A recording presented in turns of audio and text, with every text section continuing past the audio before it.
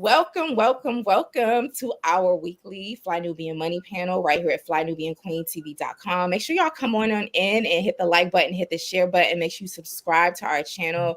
Today, we are discussing a very important topic, and we have some very important queens with us today. The topic is, are Black families pushing children out too soon? I am your hostess, Jade Harrell. I'm an educator and also the founder and CEO of HighBlackEsteem.com. We're also joined by Minister Connie Spearman. Hey, Mr. Spearman. We have with us a presenter, model, and actress by the name of Miss Linda E. Hey, girl. Hey. All right. We also have a journalist and documentary filmmaker, Marlo Layson. Hello. Hey, ladies. And we're joined by Miss Madonna Brown. She is a licensed financial strategist, and I know she's going to be dropping jewels today because we have to explore the financial aspects of this topic, Miss Madonna. And I know you have all of the knowledge. So listen, there is a video that is sparking lots of controversy on the internet, in these internet streets. And it's of a mother, a Black mother, Black American mom. And she says that she kicked her daughters out the nest, and their ages 24 and 26. And she said she talked to them. She gave them 3 months to get up out her space. And she also spoke to some other aspects of this. She was saying, like, within 2 months, they found a place, they moved out. Her one daughter, who was saving up for a truck, she was able to buy the truck and all of that. But this speaks to a larger question about whether we in Black American society are kicking our kids, our children, out of the nest too soon. Now, I must say, I am an educator, but I do not have children yet. By the grace of God, I will one day. I've hit that 40 mark, so that's a whole nother conversation. But I do want to talk to this issue. I mean, I am a daughter, right? And so I remember when I turned 18, I was like, yes, I am going to school out of state. I got into my first choice and I was ready to go. And then closer to the time, my father and my mother, they were like, you sure you don't want to just stay here and just walk to school? You could just walk to Howard University. I'm like, nah, I'm out. Peace. Right. And then my brothers, like my one brother was like ready to go. I mean, we've always worked since we were like 16 or so, but long story short, one of my brothers was able, he stayed home and he went to school, and he was like, he joined a union and he saved up and he moved out when he bought a house. So I want to hear you all's perspective on this. Are we pushing our children out the house too soon? Let's hear from Minister Connie first. Give us some commentary, and then after that, hopefully we can play the video so everyone else can see. Minister Connie, you're on mute. No, it's okay. There you go. Can you hear me? Okay, yes. Great. Most of the time, our children are usually ready to go by 18. But I don't think that a mother will raise their children and would want them in the home at 24 and 26. A mother wants to know that their children are able to take care of themselves if something happens to them. So when you keep them in the home too long, they get so dependent on their mother or their parents, mother or fathers. Most families now are kind of single families. So I believe this woman was a single mother. It didn't seem like she had a husband, and that her daughters were just there. And I don't know if they even contribute, because if they were contributing financially to the household, I don't think she would want them to move out at all. So that's my take on it. But most children are ready to go at 18, 21 at the most. Absolutely. And we're about to play this video. And as the video comes up, to your point, Minister Connie, I know that a lot of children are ready to go at 18 because there's certain things you cannot do in a Black American household. Exactly. So we be trying to get up out of there. Right. In the meantime, I want to invite everyone in the comments to text the word Queens with an S, QUEENS, to the number 87948.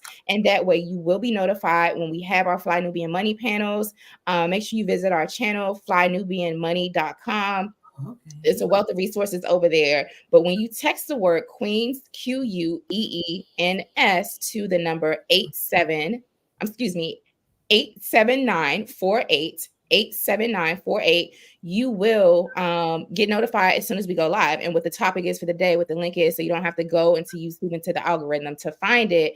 And we're here on weekdays, Monday through Friday, at the Fly Nubian Queen TV channel right here on YouTube at 1 p.m. Eastern Time, Monday through Friday. So we look forward to hearing from you all and sharing our updates with you when you text the word Queens, QUEENS, to the number 87948. So with that, we're going to keep going on before we play the video. So let's hear from our financial strategist, Miss Madonna.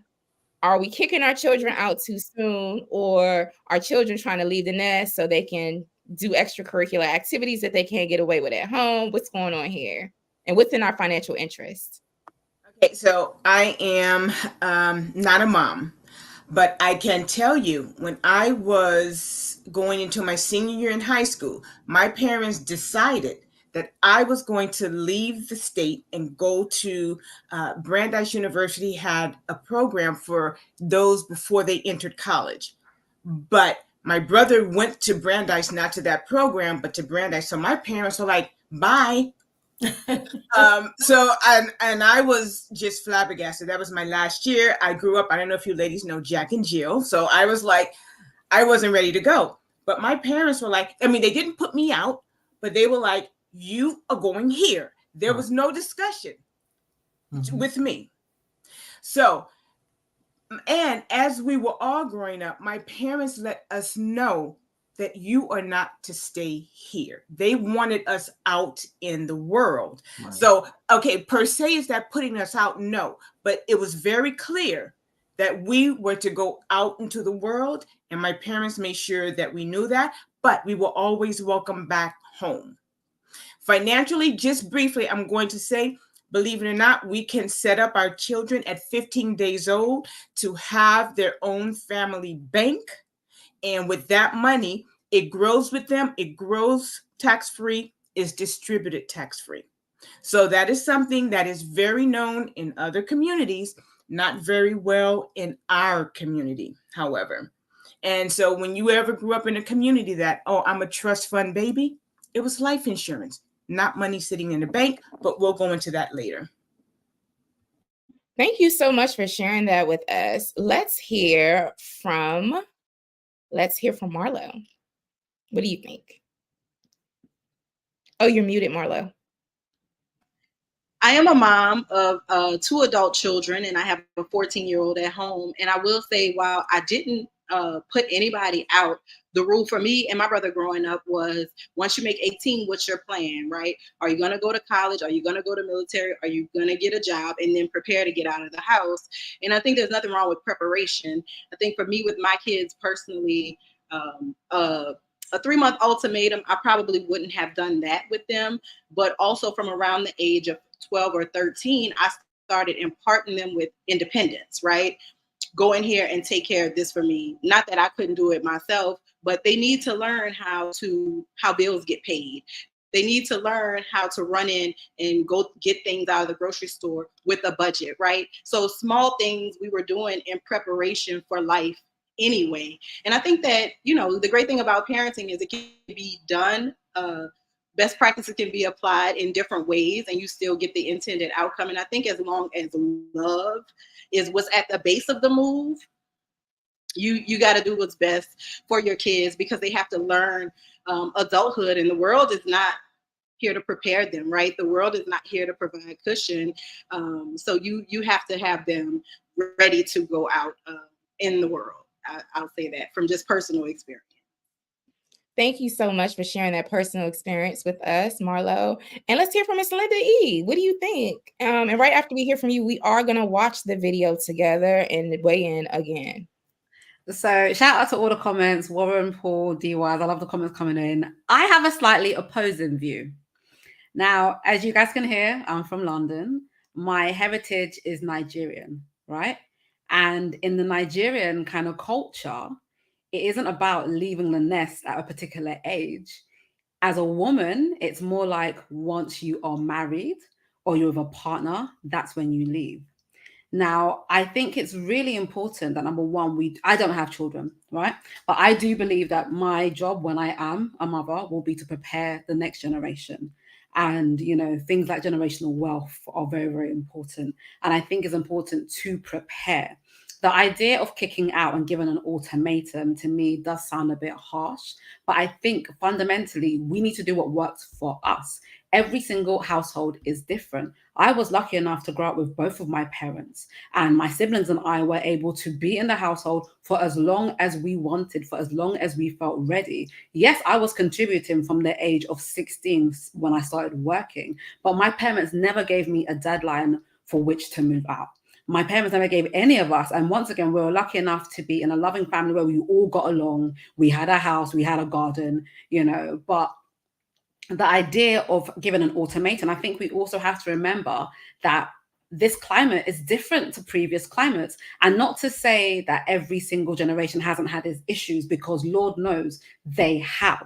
But we're in such a prickly financial climate right now that things that other generations were able to afford at a particular age, this generation aren't able to afford them. And that's not to say that it's impossible, because I'm very much a believer of, even in times when no one's making money, somebody's making money. So that's not me saying that, just because there's financial issues, no one can be financially stable. But I'm just saying we need to be mindful of the time that we are in. And we do need to be mindful of actually preparing our children to live, because 18-year-olds wanting to live by themselves.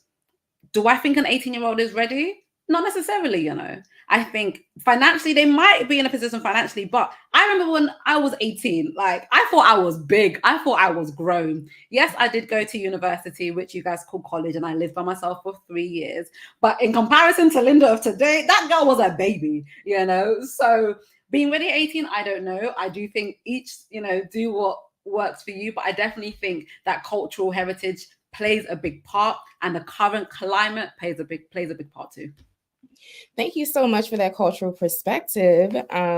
Let's take a look. We're gonna hear from a Black American mother, and she said that she pushed her children out the nest, ages 24 and 26, and they were able to discover exactly how much they could do without her support.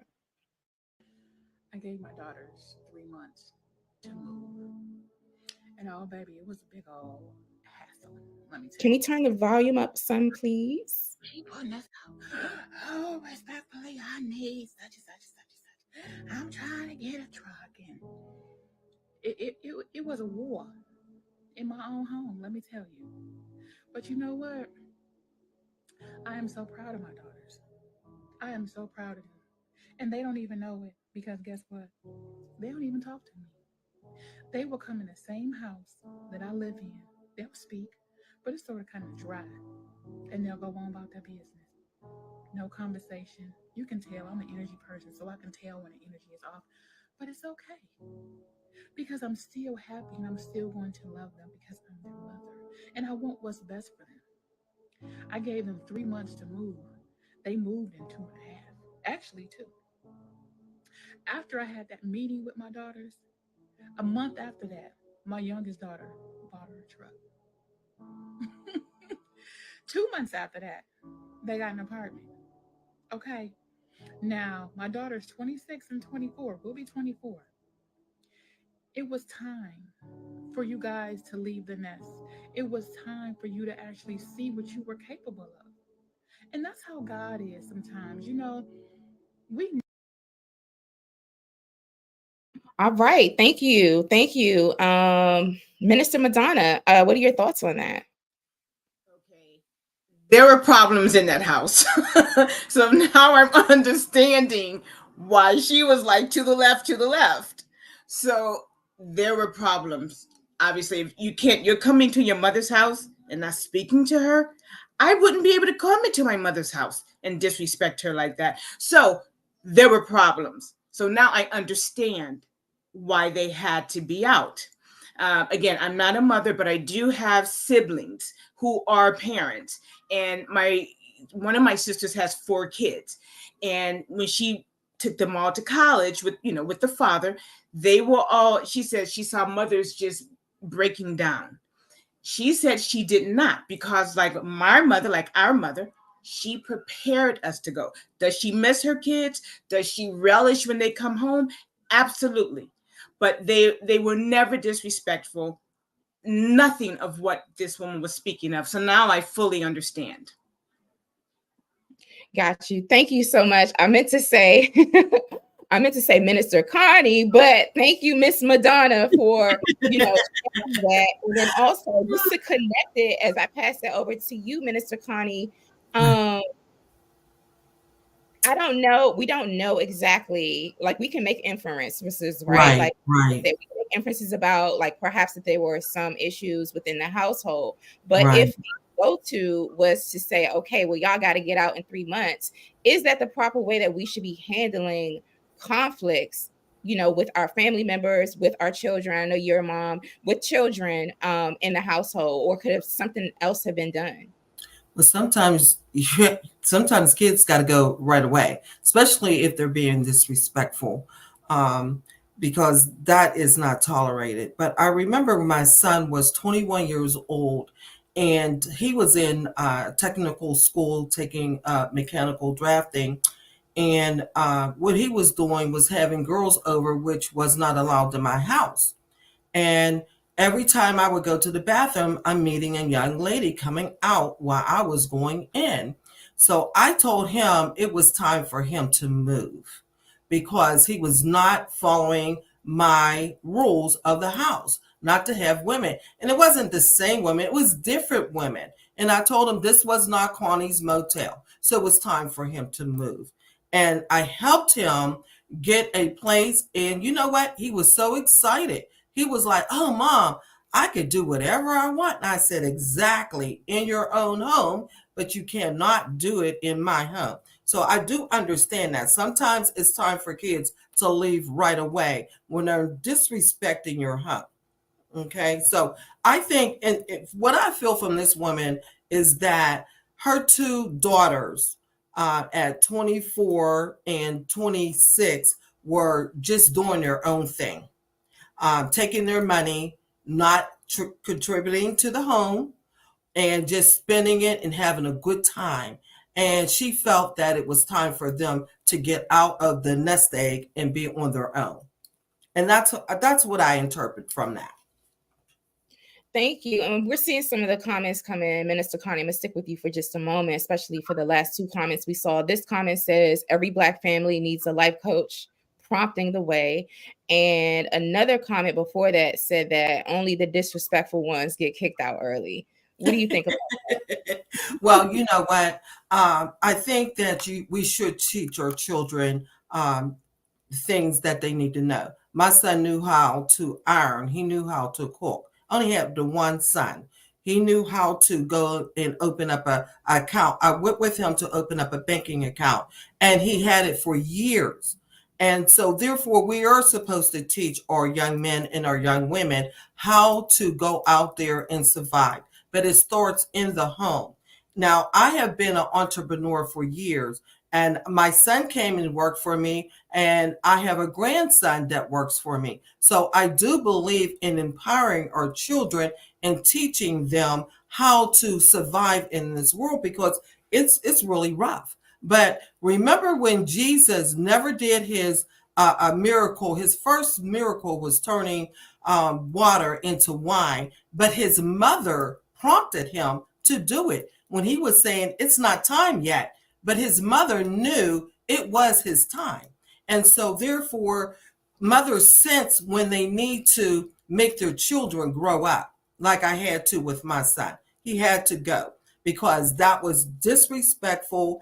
And I just wanted him to know that what he wanted to impart on me and just say, well, this is what I'm going to do. Even though I talked to him numerous of times about it, it was time for him to move on.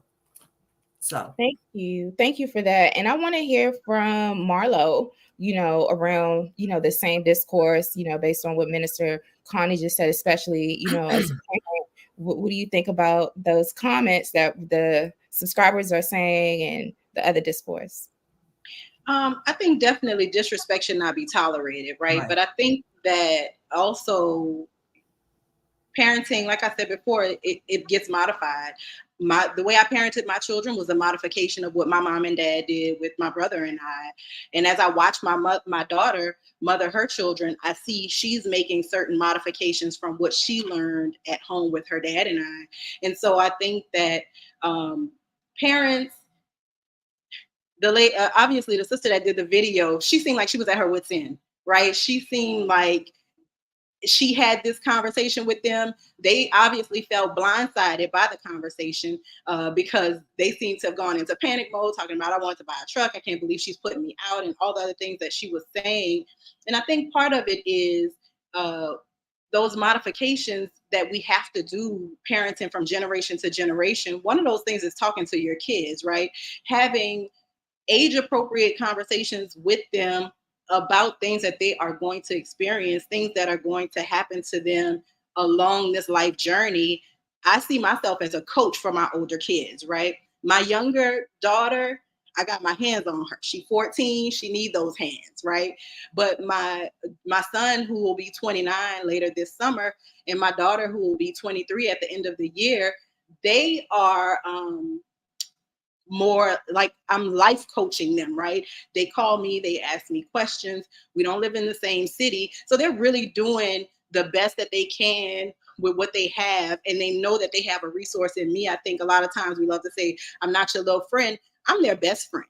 Because when the friends are not friending, they know they can call me. When the friends are giving bad advice, they know they can come to me and get the good advice, right? So I think that we have to look at it as generational switches, and we do have to parent for the kids that are in this generation. But again, don't tolerate disrespect, but also don't set the stage for disrespect to come in, right? Because this lady seems like she wants to live her best life.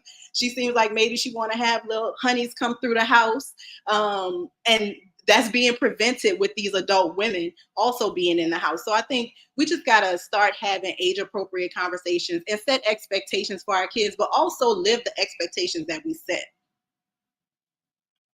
Yes, kudos to, or cheers to, live the expectations that we set. If you all are just tuning in, you're right here. This is our Fly Nubian Money panel. We're here on weekdays, Monday through Friday at 1 p.m. Eastern Time. I'm your host. I'm Jade Harrell, and we're joined by Miss Madonna, Minister Connie, Linda E., and Miss Marlo. So we are talking about this topic. Are Black families pushing children out too soon? Please be sure to text the word Queens, QUEENS, to the number 87948. So you'll be notified when we do go live, when we do have special events, and when special things are happening on our platform. So again, please take a second right now to text the word Queens to 87948, and that's QUEENS. All right. So let's hear from, I want to talk to you, Linda E. Linda, are you currently in the UK right now? Yeah, I am. I'm in London. That's where I live. Okay, that's where you live. You're of Nigerian heritage. So I know we're talking about like the cultural aspects as well, and cultural layers and nuances about like whether Black families, our families, are pushing children out too soon. Do you see that when folks from like Nigeria like immigrate to either Canada, the US, or the West, or England, London, that they sort of like kind of like start to assimilate to some of these cultural norms, such as like leaving the house early or wanting to move out from their families? Or do you find that it's more common that you all are kind of like still close knit, still open to staying at home until you're older and get married or something? I'd say it's hard to generalize because I don't know every single migrant that lives over here. Do you know what I mean? So it's tough to make that kind of generalized statement. We are definitely very close knit. We are a culture, from what I see, that bring their culture wherever they move. Do you know what I mean? And I feel as though, just talking to my friends Everyone wants progress. No one wants to be financially dependent once you are in your 20s. Nobody wants that. So when I say people are open to staying at home, it's not because we're sitting around doing nothing. It's not because people are being mollycoddled. Do you know what I mean? It's not because we're whatless, which means like useless. These aren't people who are just sitting around waiting on a bank of mum and dad, because often as migrants, we don't have the bank of mum and dad. But when it comes to family values, those are still very strong. And I feel like people from certain cultural backgrounds are more open to that idea. For example, I didn't live with my husband until we got married. I was not living with a man who wasn't at least my fiance. And that's because I was raised in a 2-parent household and both my parents were married. So for me to live with a boyfriend was never going to happen, you know. And once again, this is not me saying that it's the perfect way of being, because everyone do what suits you. But I think it's very interesting that other cultures are more open to their children staying at home for as long as they need to. We talk about the Indian, the Asian culture. And I'm thinking to myself, as Black people, whether we are Nigerian, American, whatever, is it benefiting us for our children to fly the coop early?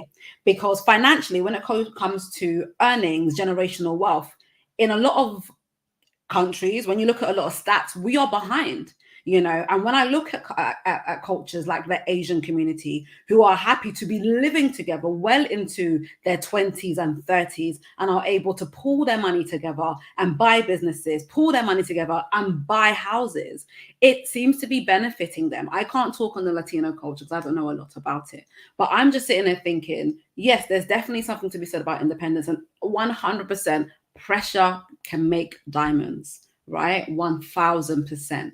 But is it really truly benefiting us to leave our parents' homes at 18, 19, 20 before we are financially set up? I don't know. I don't, from what I'm seeing right now, I don't know if it is. Got it. Thank you so much for that. Yeah, there was a comment that just came up. And just so if in case anyone's curious, I'm a proud Indigenous Black American. All of my, like, as far as I can go back on my family trees, everybody is from the South here in the States. I don't have any, any folks who have immigrated into my bloodlines in my family trees that I could see. But there was a comment that was put up by Paul, and Paul says, "I'm 55 years of age, born and raised in South Georgia, of sharecropping parents and grandparents. My father and mother gave birth to 8, and all of us are doing great. And my mother never made excuses." Yeah, I mean, I could just speak to my own culture, my own heritage. Like, we are extremely, extremely hardworking. We set the bar really, really high in terms of education. Education has been extremely important. It was important during slavery when we were, risking our lives literally to empower ourselves through education, and also afterwards, right? Because, we've built some of the greatest educational institutions in this country and arguably the world, HBCUs. But oftentimes what I've found during, like, when I look at the history of Black America, right? Because I'm also an African American Black Studies scholar. I did my undergraduate work in Black Studies. Oftentimes, Black folks would leave the home, or they would leave the South for safety and resources and jobs up north, but definitely for school. And if the oldest didn't go to school or college themselves when they left the house, they went to work and they sent money home to their, so that their younger siblings could go to school and be educated. I know for sure in my house, my parents' homes, both of my parents were raised in 2-family homes. Their parents were raised in 2-family homes. I was raised, by the grace of God, also in a 2-parent household. And the expectation was school and work. So, when I think I got my first summer job at the age of 14, because shout out to Marion Barry, DC Mayor for Life. He made sure that all youth were employed. But then also, when I wasn't working in the summertime, school and all of my extracurricular activities were really important. And that was just the tradition of the household. And so even when I was able to work, I was able to contribute to the household even when I was in high school. And so, like I said, the bar and these values have been set really, really high. And, outside of a lot of like mainstream media narratives out there that unfortunately they try to paint a picture of Black Americans being lazy, being undereducated, not caring about education, et cetera, just which really isn't true. So there's a whole educational layer when we can talk about like why are some of the reasons some of us leave the household or want to leave the household at the age of 18, or why parents are kind of like, all right, you need to go out on your own and be able to fend for yourselves. So I just wanted to throw that out there as my little piece of commentary. But I guess I can turn it over to you, Minister Connie. Yes. And, I seen the comment that came up. We do teach our children a lot of things about, well, I do know that the people that was raising me, my mother and my aunties, and just they were very close because my mother's parents died when she was young. So her older siblings kind of like watched over and raised her. So they took us in as her children too. I'm from a family, siblings. I have 12 siblings. My mother had 12 kids. And the thing is that we all had to learn how to take care of the house. We all did. We had responsibilities. We had chores. I learned how to cook at 11 years old. That was the responsibility. My mother would send us with notes to the bank to pay bills. So she was teaching us all. So each time one sibling left, the next one knew what to do. They knew how, because she would teach us all these things. But I find that children today have entitlement, and we teach our children how to be responsible, but do they always want to be? I know that, for instance, like I said, I have owned a couple businesses, and I have been teaching my son and my grandson how to make money. They make money and they don't do anything with it but blow it. They spend it. They spend it on cars, clothes, going out. So we could prepare our children, but that doesn't necessarily mean that they're going to follow that teaching that you're trying to show them. So I have experienced that. My mother used to say you can lead a horse to water. It doesn't mean that the horse is going to drink it. So therefore, we teach our children the things that we think that they need to know, but are they going to follow it? I think there's a great entitlement that is happening in our children today. They think that our money is their money. So that's my take on things, because I know that I have taught my son and my grandson. And the reason why I say that is because my grandson was born when my son was only 13. So I raised them together.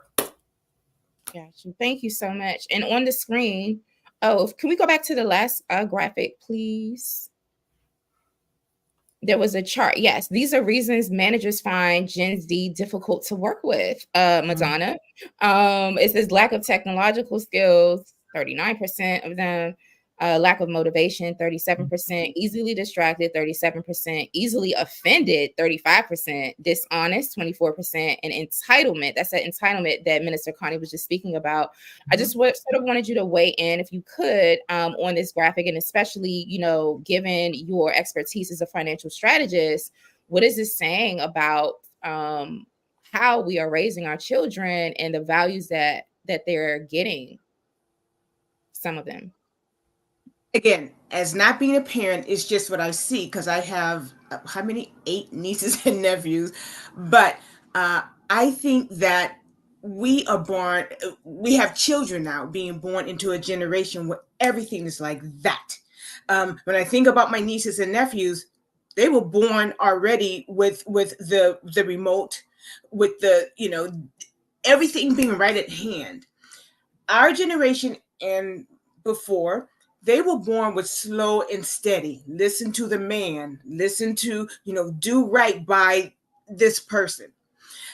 I'm not faulting this generation for wanting more and not putting up with any job or anybody's crap. I think that they're going more to the internet. They're looking for freedom. So I do not fault them. However, they do know how to, must know how to manage money. They must know how to build generational wealth. They must know how to live life. Hopefully, it was learned in the home that they were raised in which they were raised. Not always, but I don't fault them for these statistics. I think great. Go out and do your own thing. So I honestly have no problem with them not wanting to be like their parents, grandparents, or whomever were. I do not fault them. Thank you. And before I go over to you, Marlo, I think I have an echo. Before I go over to you, Marlo, and Linda E, I want to invite everyone to hit the like button, hit the share button. Make sure you share this broadcast. Definitely have this conversation with some folks in your family and within your friend circles, and be sure to text the word Queens to 87948. That's 87948 QUEENS, Queens with an S. And that way you'll be notified when we go live. You'll know what our topics are for the day, and you'll get the link to come in and join us, as well as other special offers and free gifts and great things. And just know that we are here weekdays, Monday through Friday at 1 p.m. Eastern Time on Fly Nubian Queens Network on YouTube. And these are our Fly Nubian Money panels. And be sure to visit our website, flynubianmoney.com. So, Marlo and Linda E, before I go to you, and thanks for your last point, Madonna, you were talking about the differences in generations, and we just had a slide up. Can we put up the chart that talks about the various generations, please? Because so the traditionalist generation, born in 1925 through 1945, they were shaped by the Great Depression, World War II, the invention of the radio and movies, right? Baby boomers born between 1946 and in 1964 were shaped by the Vietnam War, the Civil Rights Movement, Watergate. And baby boomers tend to be, optimistic, competitive, workaholics, and team oriented. When you look at Generation X, born in 1965 to 1980, it says they were shaped by the AIDS epidemic, the fall of the Berlin Wall, and the dot-com boom, right? Like websites, the internet. I love saying a word like that. But they tend to be more flexible, informal, skeptical, and independent, while millennials born between 1981 and the year 2000 were shaped by Columbine, 9/11, and also the internet. We tend to be competitive, civic and open-minded, and achievement-oriented. And our grandparents, or some of I guess you can go back to the traditionalists, our great-grandparents,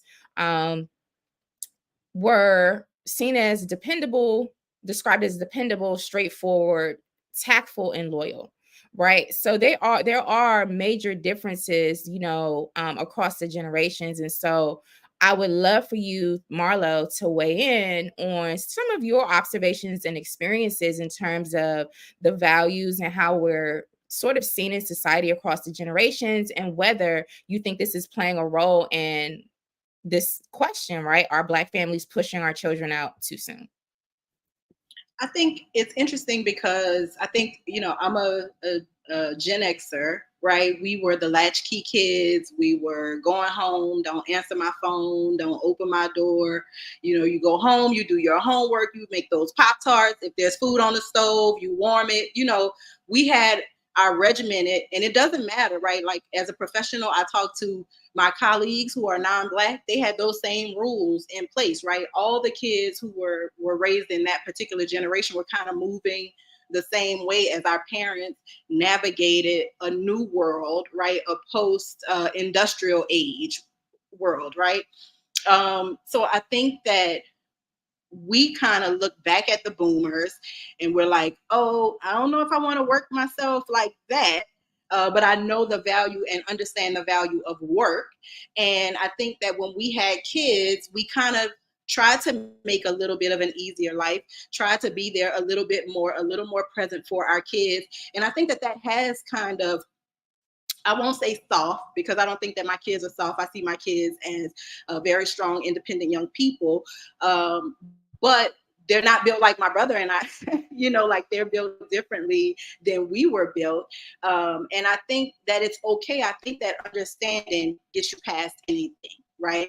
I understand how my ex and I raised our kids, and the things that informed their world versus the things that informed our world. And I just try to be adaptive as a parent. I try to make sure that I am giving them what they need in the time that they need it. Me looking back at what it was like for me in 1984 and 1989, it's counterproductive to the world that they have right now. My kids never had to stop to go look up something in the encyclopedia. I used to sit there with all the encyclopedias. I think Jay said it last week. I used to love to go to my grandparents' house because they had so many sets, right? You can look in the medical encyclopedia, you can look in the regular, they had pictures, everything. My kids never had that experience. Everything is in their pockets. And because everything is in their pockets, I think a greater conversation is always needed to make sure that they understand the value of the access that they have, and that they don't get entitled and then melt down when their entitlements aren't met. So I think, I'm always going to push understanding across generations. I have three little grandchildren, and they're totally different from the kids that I raised, right? So it's always changing. It's always going to look different. And I think that the disadvantage is when we try to hold on to traditions that don't really serve this time and era. I think that is setting children up for failure for sure. Thank you so much for that, Marlo. Linda E., what do you think about especially that last point, us sort of deviating from traditions that may no longer be serving us in this day and age? I think it is important to grow with the generation, right? Every generation has its new traditions, has its new things that it needs to overcome. And I find it interesting when people say that, because I'm a millennial, right? And we are the last of the kind of bridging generation that know what it's like to not have the internet, but also know how to use the internet, right? And I always find it interesting when people say things about Gen Z and how they are entitled. And yeah, definitely, they literally, if they want something, they go out and palm in their hands. But I also find Gen Zs are the ones who are, making money off TikTok, being influencers, opening t-shirt jobs, I find it's so I think it's such a very nuanced conversation, because I feel like Gen Z are really breaking some generational curses. So I the thing about traditions is that they do adapt. That's how traditions work. It's not, a tradition can't be set in stone forever, because times really do change. So we do have to move with those times. And I think it's important to, as a parent, when I will be a parent, is to parent based on the time that we are living in. And yes, my culture, my husband is also Nigerian. Our culture is very important to us, and we'll definitely, we're not gonna, in the UK, I know you guys hear this all the time, with Black people, we will always say, oh, our culture is Nigerian or Congolese or Sierra Leonean. We're not necessarily going to just say Black British. We will say where our ancestors came from. So my children will know that their parents and their grandparents and blah, blah, blah, blah were Nigerian. But will they necessarily be raised the same way me and my siblings were? I'm not too sure. My parents did an amazing job. All four of us are all have degrees. All four of us are doing well in our professions by the grace of God. But, going back to the original video, that whole 3-month thing, I don't believe in, but having that conversation and saying, okay, look, kids, we expect you guys by the age of 21, 22, 23, 25, this is what you need to be working towards. I think that's healthy based on the times that we're in, but to kind of drop it and give it as an ultimatum in this climate, where I saw one of the comments, which is very true, there's a gap between earnings and how inflation, right? I feel like in this climate, that's just tough. It worked out for her children, and I'm really happy for them. But I feel like based on this generation where we are, it should be more of okay, this is what we're working towards. Everyone's on the same page. My husband and I will be investing into our children, making sure they have the skills to have their own money, to know how to manage, because there's no point in having money if you can't manage it, right? So I feel like for this generation, especially based on how they are able to have everything so instantly, it's important to work towards something as opposed to just kind of drop it like that. But just based on where we are now, obviously things change, but who knows? Excellent. Thank you so much for that, Linda. So if you're just tuning in, we're having a very important conversation. Are Black families pushing children out too soon? And this conversation was sparked by a video that we'll take a look at one more time before we leave. We do want to welcome you to our panels. These are our Fly Nubian Money panels. They happen weekdays, Monday through Friday at 1 p.m. Eastern Time. And when you text the word Queens, QUEENS, to the number 87948, you will be notified when we do go live. You'll be notified when we have special events and special offers and free giveaways. So please, please, please take a moment to text the word Queens to 87948. And if you're enjoying what you're hearing today, be sure to share the video. Be sure to give it a like, give it a thumbs up, share the video, and let's have these conversations, especially intergenerationally as well. So this conversation, are Black families pushing children out too soon, was sparked by the following Instagram video that went viral, and a lot of people had a lot of things to say about this mom.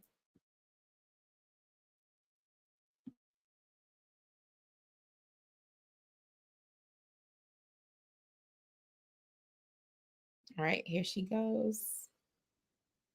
The volume is down. It's funny watching videos sometimes with no sound. You can look at folks' facial expressions. Yeah, but the sound is off. Let's see. In the meantime, this is a perfect time to text the word Queens to 87948. 87948. You can do that. All right. So if that's not going to work, we will keep it moving. We'll keep it rolling. I do want to hear from you, Madonna, about more financial tips. What can we do while our children are in the home when they're being reared and growing up? And what can we be doing with our nieces and nephews while they're still young in terms of teaching them financial literacy, the importance of even like starting a business or taking over a family business? On the financial end, I would say we have to learn how to put our money. I'm just going to say it, the same place whites put their money. Everyone should always have 6 months to 12 months in a bank account. But when you learn that a bank account is only simple interest, that a bank account, whatever you make, you're going to have to pay taxes on. So I say learn how to start your child having a tax-free retirement with what's called $1 million baby plan. Learn how to protect your income with a term living benefits policy. What does that do? If ever you have a chronic critical terminal illness, you're out of work, you can't pay your job, you can't pay your bills, you are advanced your death benefit tax-free. You never have to pay it back. Now, everyone has to qualify, but we always say try to start when you're a child. Most babies are born healthy. That policy stays with you your entire life. Now, what I do, anything I do, whether you're an individual, family, business, church, because I work with churches as well, I do not charge for my services. I'm compensated and very well by my carriers. So all I can say is when you heard these white kids, wherever you went to school, or if you went to school with white kids, and they were talking about, oh, I'm a trust fund baby, you can do the exact same thing. And it can start with $30 a month. So we just have to learn to live our lives, put our money where banks, wealthy, universities, and corporations put their money. Most people don't know they can do it. Learn how to grow your money with compound interest, not simple interest. Thank you so much. Yes. And Minister Connie, what do you suggest? I say that I also sell insurance. So here and there, only to family, but insurance is a great way to put your money into. One of the things it does, zero is your hero, is what they always say, because it goes with the stock market, but you never lose. So a lot of people invest in insurance because you don't pay you don't pay taxes on it most of the time. So that is a good place to start it. I have bought insurance to cover me for retirement, for it's also if I get sick or something, it's a rider that if I get sick or something, that I will be able to cash in my policy to take care of me for my ADLs, daily activity of living. So if you can't take care of yourself, you could use your insurance policy. So it's not just for the dead; it's for the living. Okay, so that's the one thing that I like. I was in a 401, and when I got in a car accident, wow, I paid so much taxes to use my own money to take care of me. It was unreal. So I really don't care for 401s because of my experience. I'm not against them. If an employer will match your funds, I'll do it. But being self-employed, when I got in a car accident, I had to pay a lot of taxes, and it really kind of hurt me in a sense. So but I think insurance, putting money away for your children, and I cannot stand seeing these GoFundMe for funerals. We got to stop that as people. We really got to stop that. We have time. You could buy a term insurance for 20 to 30 years to cover you. So just get term if you can't buy the traditional whole life. Get some term insurance and stop asking families to help bury you when you have had money and you didn't do the right thing with it. Thank you. And this comment says, I think there should be more education on insurance. So, and credit plus powernomics. This comment says, I think there should be more education on life insurance. Very good for Black families. And lots of them do not know that they can leverage life insurance, to your point, Minister Connie. Also, what about starting businesses? Should we be teaching our children to start businesses while they're living with us, investing in the stock market? Go ahead. Mm-hmm. Yeah, starting a business. Like I said, I have my grandson. He has worked with me and my son.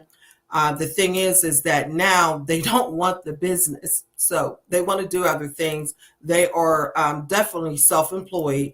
They are doing their own thing. So what I'm going to do one day is sell my business. I am a baby boomer, so I'm not a workaholic, but I do work, and I do many things. I like being busy. I like making money, and I like investing my money. So therefore, I believe that we should teach our children to be self-employed, and we should teach them any and everything that we know we need to give that education, that skill set, anything that we have that will help them. We should do that. So I've been in business 27 years. So yeah. Wow, thank you. Linda E., you want to weigh in? Oh, you're muted. So I was saying, give me a second, taking myself off mute. Oh. But no, I completely agree with everything. The investing in stocks, but just the ability to get an income and save and not blow it all on things that are not actually going to make us money. That I think is the main thing, and insurance are the main things I'm going to be teaching my children, because unfortunately my parents didn't really know about the stocks and shares. They did what they could with what they had, but they didn't really know how to grow their money. So I do think it's so important, if we want to build generational wealth, is to give the knowledge that we weren't given. Do you know what I mean? So investments, insurance, all of that stuff is just essential. So 100%. And even look, honestly, I think it starts from learning how to not spend an entire paycheck, because there's no point in earning money if you can't save some money to invest. So teaching children how to save, how to prioritize, how to budget, all of that stuff, even if you teach it in a form of a game, I want to make it fun for my kids. I don't want them to feel like they're in school too early. But those are things that 1000% I'll be passing on. Thank you. Shout out to financial literacy. And also, yes, real estate is an investment. Marlo, any thoughts on the financial aspect of what we can be doing with our children while they're still under our roofs? I think education, of course, is so important. I know so many people. I don't come from a family of many entrepreneurs. I work and do freelance, and so I am an entrepreneur of sorts in a very competitive arena. Everybody's a content creator these days, right?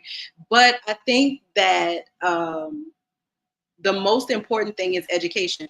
I know my dad walked around proclaiming his credit score. I had no idea what that meant. I just know we went in the store, somebody offered him credit, he was gonna get the credit, we was gonna buy stuff, and the bill was gonna get paid, we gonna get credit somewhere else. You know, like that's all I understood growing up.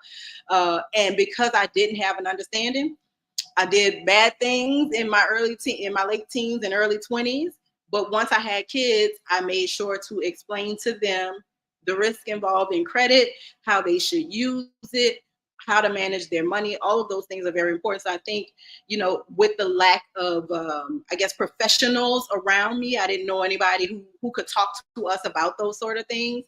But I have definitely imparted the knowledge and my shortcomings and my falls and all the things to my children so that they can do better, so that they do understand that the future is in saving and not buying everything on Temu and the what's that, Klarna and all of these pay as you go types of credit things that young people find themselves. I know a lot of young people who are living on Klarna, and it is not good because at some point, if something happens, you're gonna be in trouble, right? So I think just teaching them what you know and pointing them in the direction of people that know what you don't know is vitally important to making sure that your children are prepared for a financial future. Absolutely. Thank you for those words, Marlo. And I want to thank the audience. They're coming through in the comments. Thank you all for tuning in to our panel. This was a much needed discussion. Are Black families pushing children out too soon? And we've been, joined by experts with a variety of perspectives. And I want to make sure you text the word Queens to 87948, Queens to 87948, and that way you'll be notified when we do go live. As well as when we have special events, free giveaways, special offers, etc. So that's QUEENS to the number 87948.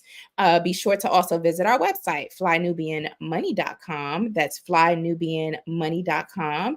And we'd like to just use the last 4 minutes to go around and hear from each of our wonderful panelists. Let us know your final thoughts and where we can find you. Let's start with Madonna.